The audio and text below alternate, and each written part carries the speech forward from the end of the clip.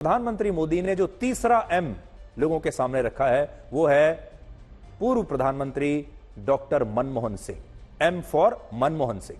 और उन्होंने मनमोहन सिंह के वर्ष 2006 के एक बयान का जिक्र अपने भाषण में किया है। और मनमोहन सिंह के इस बयान को लेकर बीजेपी आरोप लगा रही है कि कांग्रेस देश के संसाधनों पर पहला हक मुसलमानों का मानती है। और यह बात खुद 2006 में भारत के प्रधानमंत्री डॉक्टर मनमोहन सिंह ने अपने भाषण में कही थी कि भारत में संसाधनों पर पहला अधिकार मुसलमानों का है।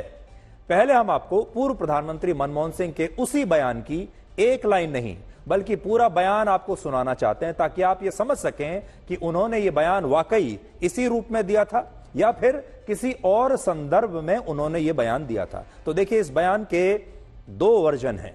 यह दो प्रकार का है, एक जो छोटा वर्जन है और दूसरा जो बड़ा वर्जन है जिसमें बात पूरी टोटलिटी के साथ आ रही है, मतलब जिसमें पूरी बात समझ में आ रही है। हम आपको उनका जो कंप्लीट बयान है, पूरा जो संपूर्ण बयान है वो सुनवाते हैं। ये सुनिए आप। Our collective priorities are clear: agriculture, irrigation and water resources, health, education, critical investment in rural infrastructure, and the essential public investment needs of general infrastructure, along with programs for the uplift of scheduled castes, scheduled tribes, other backward classes, minorities, and women and children. The component plans for scheduled castes and scheduled tribes will need to be revitalized. We will have to devise innovative plans to ensure that minorities, particularly the Muslim minority, are empowered to share equitably in the fruits of development. They must have the first claim on our resources. इसमें एक sentence है, they must have the first claim on resources. They मतलब जो BJP बता रही है, यहां दे का मतलब है मुसलमान, कि मुसलमानों का पहला हक है देश के संसाधनों पर। लेकिन पूरा बयान अगर आप उनका पढ़ें, मेरे पास उस पूरे बयान की कॉपी है, मैं अपने साथ आज लेकर आया हूं, और पूरा बयान अगर आप पढ़ेंगे तो पूरे बयान में देखिए एक सेंटेंस जो है जिससे स्पष्ट होता है कि उनकी मंशा क्या थी। वो क्या कहते हैं doctor Manmohan Singh? We will have to devise innovative plans to ensure that minorities, particularly the Muslim minority, are empowered to share equitably in the fruits of development. They must have the first claim. They must have the first claim on resources. अब देखिए, हिंदी में इसका हमने Hindi translation किया है पूरे बयान का।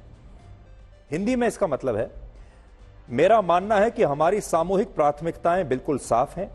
ये प्राथमिकताएं हैं कृषि, सिंचाई और जल संसाधन, शिक्षा, बुनियादी ग्रामीण ढांचे में निवेश, सामान्य बुनियादी ढांचे में सार्वजनिक निवेश की जरूरतों के साथ साथ अनुसूचित जाति, जनजाति, अन्य पिछड़े वर्ग, अल्पसंख्यकों, महिलाओं और बच्चों के उत्थान के कार्यक्रम।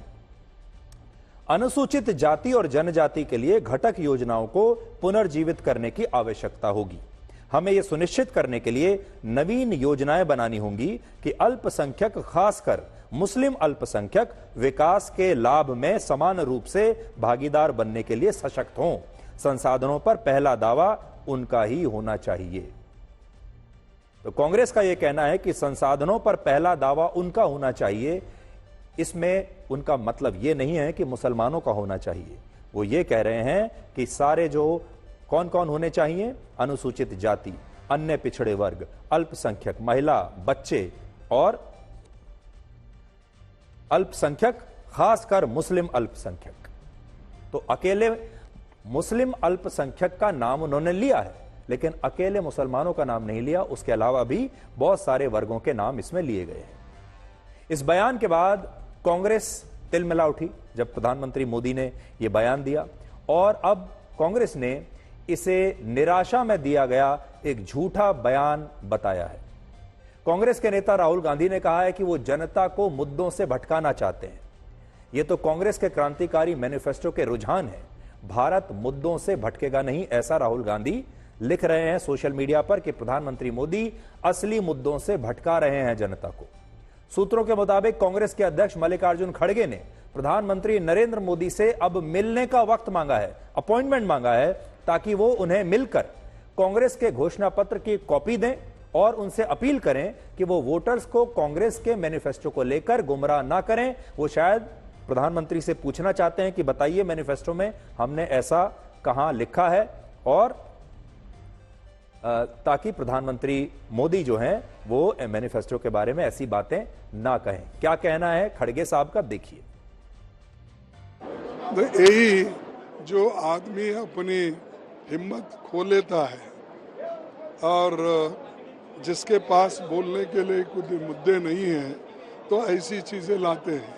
अगर उनके पास उनके ठोस मुद्दे हैं, ठोस काम है, वो बता सकते हैं, जैसा कि हमने नरेगा का बताते हैं। तो उनके पास कुछ नहीं बोलने के लिए, वो हमेशा कांग्रेस को टीका करते हैं या अपोजिशन, और खास करके आजकल तो ये बोल रहे हैं कि इंडिया गठबंधन, वहाँ कुछ भी नहीं है, कोई लीडर नहीं है। अरे लीडर, गठबंधन में लीडर पैदा होता है बाद में, पहले ही थोड़ा ही करते हैं, कभी भी ऐसा नहीं हुआ। वो रामायण में एक बात लिखी हुई है ना, जाको रही भावना जैसी प्रभु मूरत देखा ही जैसी, जिसके मन में जो होगा वही बोलेगा। गुलाब के फूल से गेंदे की खुशबू तो आएगी नहीं, तो जिसके जैसे विचार हैं वो वैसी बात करता है। अपने कथन में जब हम आपसे इंट्रोड्यूस कर रहे थे खुद को, तो हमने आपको कहा कि वो पूरे चुनाव में यही करेंगे। उनके मुंह से रोजगार नहीं निकलेगा, उनके मुंह से महंगाई नहीं निकलेगी। और अब देखिए, मुसलमानों के रहनुमा बनने का दावा करने वाले असदुद्दीन ओवैसी भी अब इस बहस में कूद पड़े हैं और उन्होंने कहा है कि प्रधानमंत्री मोदी अब मुसलमानों को घुसपैठिया बता रहे हैं। प्रधानमंत्री के अजीम ओहदे पर फायज होकर वो इस तरह की बात कर रहे हैं, तो वो हमको लगता है कि भाई वो सबका साथ, सबका विकास, सबका विश्वास कहां पे चला गया। भारत के 14% मुसलमान, 17 करोड़ की आबादी 2011 के सेंसस के मुताबिक कब से घुसपैठी हो गए, कब से ज्यादा बच्चे पैदा कर रहे हैं। ये तो आप, इसका मतलब ये है कि आप जो है एक कम्युनिटी को पूरा कंप्लीटली मार्जिनलाइज करके रखना चाह रहे हैं आप, और पॉलिटिकली तो आपने उनको इनविजिबलाइज कर दिया, अब सोशली वो आप करना चाह रहे हैं। और अगर कल के दिन अगर कोई दंगे होंगे देश में और उसमें अल्पसंख्यक समाज को नुकसान होगा, कौन जिम्मेदार होगा उसका? ये तो डॉग विजिल पॉलिटिक्स भी नहीं बोलेंगे इसको आप। अब ऐसा नहीं है कि अब सिर्फ अकेले प्रधानमंत्री मोदी ही मुसलमानों के बारे में और मंगल सूत्र के बारे में ये बयान दे रहे हैं। बीजेपी के दूसरे नेता भी अब इसी भाषा में कांग्रेस पर हमला बोल रहे हैं।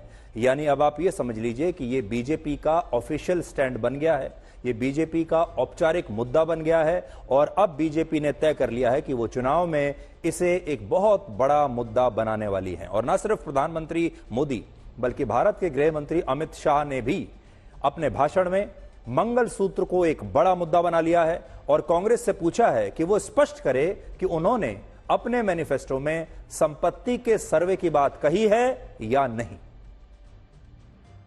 मैं आज आपको कहने आया हूं, अभी अभी कांग्रेस पार्टी को मिर्ची लगी है। मोदी जी ने उनके घोषणा पत्र में से सबकी संपत्ति का सर्वे करने का कहा है। मोदी जी ने कल कहा क्यों करना है इस सर्वे को। कांग्रेस पार्टी पूरी नरेंद्र मोदी पर सवाल उठा रही है। मैं आज कांग्रेस पार्टी को पूछना चाहता हूं, आपके घोषणा पत्र में सर्वे की बात है या नहीं है? राहुल बाबा देश के नाम में स्पष्ट करे। और मनमोहन सिंह, आपके प्रधानमंत्री ने कहा था संसाधन पर पहला अधिकार माइनॉरिटी का है, आदिवासी दलित का नहीं है, आदिवासी दलित का नहीं है। भाई और बहनों, देश भर के मठ मंदिर और सबकी संपत्ति पर जो नजर है वो पैसा कहां जाना वाला है। मनमोहन सिंह को याद करो, उन्होंने कहा कि पैसा पर, रेवेन्यू पर, संसाधन पर सबसे पहला अधिकार माइनॉरिटी का है। ये कांग्रेस पार्टी कहती है। और हम कहते हैं संसाधन पर पहला अधिकार देश के गरीब का है, आदिवासी का है, दलित का है, पिछड़ा समाज का है। अब कांग्रेस ने प्रधानमंत्री मोदी के इस बयान को लेकर चुनाव आयोग में शिकायत की है और इस बयान को हेट स्पीच और सांप्रदायिक बताते हुए आचार संहिता का उल्लंघन बताया है। इसके जवाब में बीजेपी ने भी राहुल गांधी की शिकायत चुनाव आयोग से की है और आरोप लगाया है कि वो क्षेत्र और भाषा के आधार पर देश को बांटने वाले बयान दे रहे हैं।